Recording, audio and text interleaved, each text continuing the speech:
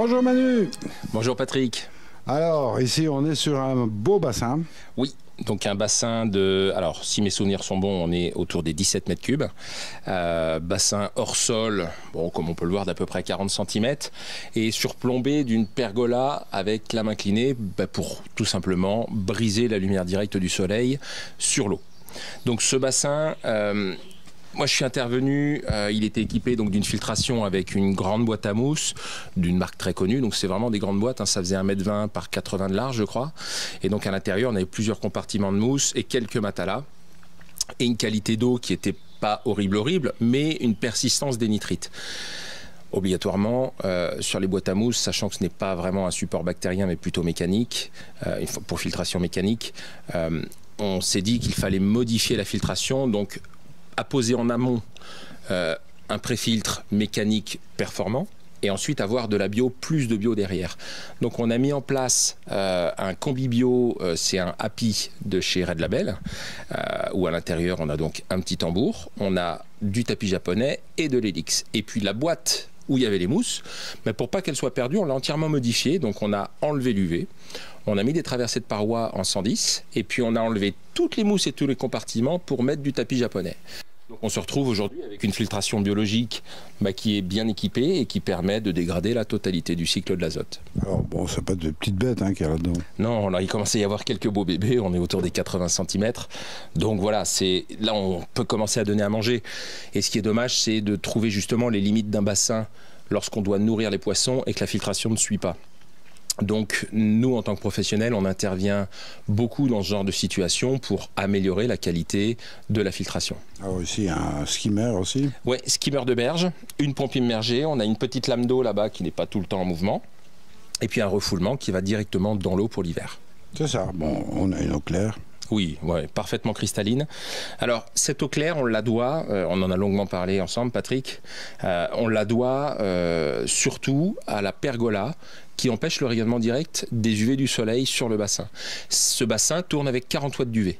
C'est ça. Et toute l'année, l'eau est cristalline. Et on est à Niort ici. Exactement, on est à Niort. C'est pas l'endroit le moins ensoleillé de France, ça c'est sûr. Ouais, donc on a quand même une qualité d'eau cristalline toute l'année avec très peu de watts. Et ça fait partie de ce qu'on parlait ensemble, c'est-à-dire des économies d'énergie possibles dans un bassin, parce qu'un bassin en électricité, ça peut vite coûter assez cher. Et si ce bassin avait été en gravitaire, eh bien je pense qu'on aurait quand même été jusqu'à le modifier pour pouvoir mettre un airlift et vraiment faire des économies d'énergie jusqu'au bout, se passer de la pompe. C'est un bassin en EPDM ici? Alors oui, EPDM, donc qui a été réalisé par le client auparavant, et EPDM sur une forme plutôt naturelle au fond. On n'a donc que l'ossature périphérique qui est hors sol et rectangulaire. Bon, après, il y a une zone plus profonde dans le fond du bassin? Oui. Donc au bout là-bas, on a une zone un peu plus profonde à 1,40 m. 1,40 m, donc ce qui n'est pas exagéré. Ah non, c'est très bien, Donc après, on peut constater qu'il y a moyen de se faire plaisir et avoir des beaux bébés avec 1,40 m. Ah mais bien sûr, 1,40 m, mais on peut avoir des très beaux bébés avec des tout petits bassins. C'est ce qu'il faut vraiment comprendre. Un gros poisson n'a pas besoin d'un très grand bassin. On a juste besoin quand même d'un minimum d'eau, de ne pas avoir de surpopulation, d'avoir la bonne filtration, le bon flot, donc le bon débit, le bon sens de circulation de l'eau pour que le nettoyage naturel se fasse. Et voilà, ça fonctionne. J'insisterai principalement sur la filtration, parce que ça, c'est crucial. Oui. La filtration, c'est elle qui va vraiment vous permettre d'avoir les bons paramètres d'eau pour pouvoir, une fois de plus, nourrir les poissons, avoir des poissons en pleine forme. Alors bien sûr, on ne va pas éviter le parasitaire au printemps, on ne va pas éviter le bactérien qui suit le parasitaire, même si on a une pression bactérienne très faible dans le bassin, puisque le bassin est suivi avec du supertab, tout ce qu'il faut pour bien tourner. On n'évitera pas, mais on réduit considérablement les chances d'infection bactérienne des poissons. Et à partir du moment où, comme on disait à l'instant, la filtration est capable de dégrader et d'enlever de l'eau tout ce qui participe à la prolifération des bactéries, en tout cas pathogènes, eh bien on a des poissons qui peuvent vivre longtemps, bien grossir. Exactement.